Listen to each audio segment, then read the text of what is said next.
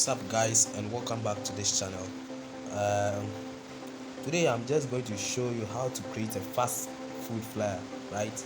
And this is mainly going to concentrate on burger, right? Okay, so I made this flyer, and I'm just going to take you through the step-by-step processes in making it or in coming out with this, right? So I'll first of all start by deleting what you see on the screen, and so I want to delete all the layers. Yes, I'll delete all the layers. All of them have been deleted. Now what you have to do, first of all, create come to, when you open your Pixel Lab, you come here, you come to this one, this tool, then set your image size, right?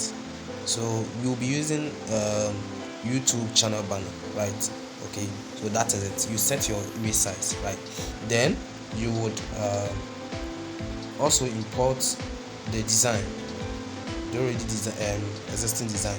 I would import it so that it will assist me in my work, right? Okay, so this is it. This is the work. Now I would be looking on this work to make sure that whatever I design looks exactly like this, right?